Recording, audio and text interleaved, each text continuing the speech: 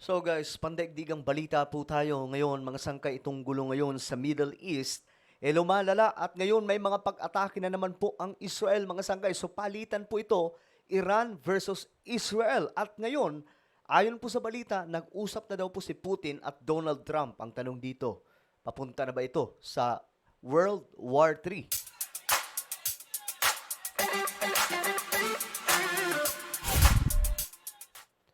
Yo, what's up mga sangkay? This is me. Eto na nga, ating alamin itong sitwasyon ngayon mga sangkay tungkol po dito sa kalagayan dyan sa Middle East, Iran or Persia versus Israel.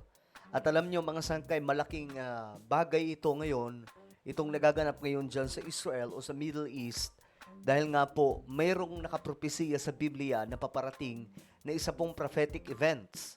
No, I know marami po ang hindi makakaintindi sa ganitong klaseng topic kung wala pong alam sa Biblia, pero itatry po natin i-elaborate mga sangkay itong mga bagay na ito sa madaling pagkaintindi ng mga salita, no?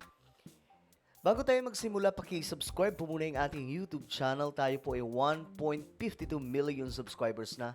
So kung ikaw ay hindi pa po nakakapag-subscribe at gusto mong mapabilang sa dumaraming mga solid sangkay, makikita nyo po yung subscribe button sa baba ng video na to. I-click nyo lamang po yung subscribe, i-click ang bell, at i-click nyo po yung all. Sa mga nanonood po sa Facebook, i-follow nyo po yung ating Facebook page. So this is very, very alarming, no? Itong nagaganap ngayon sa Israel against Iran or sa orihinal na katawagan or biblical mga sangkay, Persia. Okay? Ngayon, nagkaroon po ng gantihan. Nakaraang gabi, mga sangkay, kung napanood nyo po yung video ko, pambihira, umuulan po ng missile. Papunta po doon sa Israel. Pero, ang Israel kasi, mayroon po silang panangga dyan. May matatalino po yung mga yan Meron po silang pang-depensa, pang-intercept. Meron pong David Sling, meron din pong Iron Dome, meron din pong Iron Beam, laser. So, bagamat may nakakapasok sa Israel, pero hindi po yung tipong napakarami talaga na mga missile kasi nga po, nai-intercept, no? Ngayon, ito na ang nangyari. Kung kagabi, umatake ang Iran o ang Persia, ito na ngayon. Ayon sa report mga sangkay, napakarami daw po ilan sa mga Israeli fighter jets. Nagtungo daw po sa Iran para po bakbakan mga sangkay itong ang kanilang tinarget, ito po yung mga defense system ng Iran. Hindi po yung mga walang kamalay-malay na tao mga sangkay, no? Kundi ito mga, ito yan. Yan po yung mga pumunta mga sangkay. Ayan. Grabe itong nangyayaring gulo ngayon mga sangkay no, sa Middle East. Mamaya, ipapaliwanag po natin kaunti kung ano po itong prophetic event na paparating mga sangkay na hindi po natin alam kung mangyayari ito at any moment. Pero yun na nga po, lumalala ang sitwasyon. Ito yung balita. Pinakabagong balita mga sangkay. 7 minutes pa lamang po. Ang Israel ay, ayun nga po, sumugod na po sa isang underground missile facility doon po sa western Iran. At yun po yung inatake nila mga sangkay, ayon po sa report. Important aspect of the attack that the Israelis have carried out is also the qualitative change in the nature of the target that they've chosen. Because remember, in the first part of the attacks that the Israelis carried out, they predominantly focused on Iran's nuclear facilities and... Ayan, yan po yung focus ng Israel, yung Iran nuclear facilities. Yun po yung kanilang target. Wala po silang pakialam sa mga mamamayan ng Iran. Actually, ginagawa nga po ng Iran na parang pangsalag itong mga kababayan nila doon.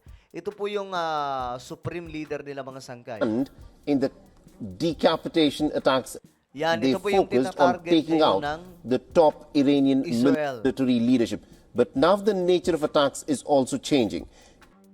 Israel has reportedly also started to attack Iran's oil and gas industry. So ayan, mga sangkay, kung kanina, no, kung kagabi, Iran po ang umaatake, ngayon Israel na. So ang matindi dito, pati po yung mga oil facilities ng Iran, isinasama na po ng Israel mga sangkay sa kanilang paglusob. So, ito yung nakakatakot na part.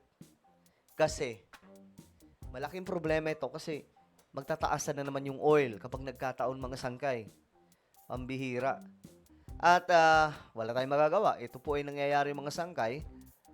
At ngayon, ayon sa report, kinumpirma daw po ng IDF ang elimination, okay, ng pinaka-most Iranian. Ito po ay mga general nila, mga sangkay. Yan po. Ito po yung mga top officials ng Iran na na-eliminate na. Ito po yung mga nasa militar. No? Ayan. Ang bihira mga sangkay itong nangyayari ngayon. Mga general po yan ng Iran, mga sangkay. Nauubos na ngayon. So, kanina, ayon po sa balita, hindi pala kanina, ngayon lang, ayon sa report, nakausap na daw ni Donald Trump si Putin. Ayon po dito, President Putin tumawag daw si Putin nitong umaga to very nicely wish me. Binati daw po si Donald Trump ng happy birthday. But to more importantly, nag-usap daw po sila patungkol po sa Iran. A country he knows very well. Kasi kilalang-kilala daw po ni Putin itong Iran, mga sangkay. We talk, nag-usap daw po sila ng masinsinan at ewan ko anong pwedeng magawa nila dito mga sangkay. Ito, may mga swap na magaganap, mga hawak ng both sides mga sangkay. So, marami itong nangyayari. I hope na hindi po ito umabot sa Third World War.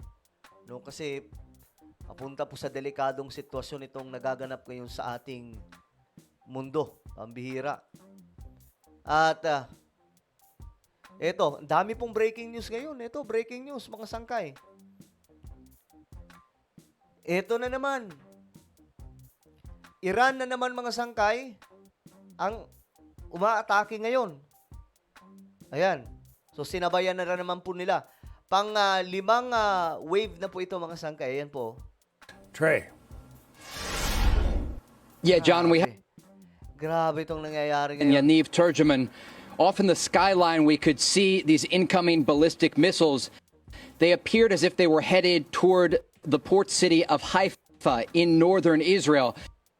So, ayan, mga sangkay. Sa northern Israel po ito.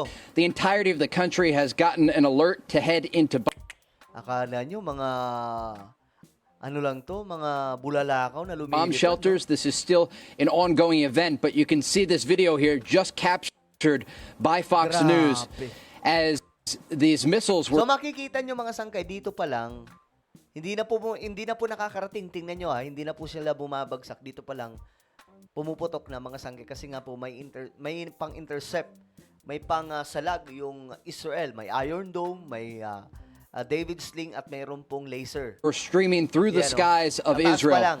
We do know some of them were intercepted. We could hear some distant booms as some of the advanced missile defense systems were engaging these incoming ballistic missiles.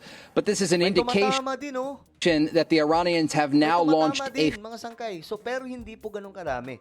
Pero ang Israel kasi, meron po yan sila mga underground. No? Lahat ng tao nasa loob na, nasa ilalim na po ng lupa. At yung kanilang mga shelter, mga underground shelter, yan po ay mga talagang solid na bakal, mga sangkay, at hindi po basta-basta maaano ng kahit na anong missile.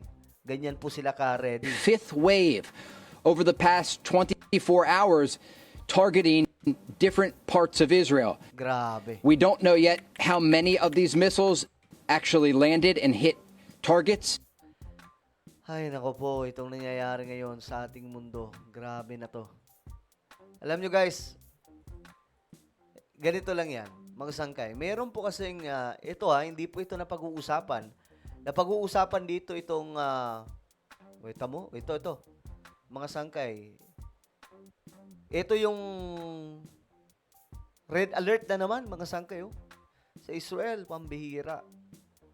Bandang norte naman sila ngayon. So, sa bandang north ng Israel naman yung binabakbakan ngayon. Alam nyo guys, marami po ang nag-uusap mga sangkay, nagbibigay komentary tungkol po dito sa Israel, itong digmaan na ito mga sangkay. Pero hindi po napag-uusapan yung prophetic event. Alam nyo, sa totoo lang, walang ibang purpose itong nangyayaring sigalot ngayon sa Israel, sa Middle East, kundi masakatuparan ang prophetic events na nasa Biblia. At isa na po dyan, syempre, yung rapture, yung pagdagit sa lahat po ng mga Kristiyano, mga sangkay, na naglingkod ng tapat sa ating Panginoon. But the second one, ito po yung the Battle of Armageddon. Ito po ay magaganap mga sangkay sa dulo ng 7 years tribulation. At ang Israel ay magiging isa sa mga highlight, mga sangkay, sa prophetic event na ito. So, ang Battle of Armageddon, ang Israel, papalibutan po yan ng mga malalakas na bansa. Possible, Russia, kung pinag-aaralan po yan ng mga Bible scholars, ang duda nila, isa daw po doon yung Russia at iba pang mga bansa na nakapaligid sa Israel. Then, saka babalik ang ating Panginoong Hesus sa bansang Israel para sagipin po sila. So, malaki po ang posibilidad, mga sangkay, na ito po ay magdudugtong sa malaking propesiya na nakasulat sa Biblia. At sa mga Kristiyano, we have to be ready. Okay? Hindi po natin alam. Basta ang sigurado po tayo, we are living in the last days. Kung ang pag-uusapan po natin ay Biblia. Alright? Mga propesiya sa Biblia. So, ano po ang inyong komento ngayon, mga sangkay? Just comment down below. Meron tayong YouTube channel, Sangkay Revelation. Hanapin nyo po ito sa YouTube. Kapag nakita nyo na, i-click nyo po yung subscribe. I-click ang bell at i-click nyo po yung all. Ako na po ay magpapaalam. Mag-iingat pong lahat. God bless everyone.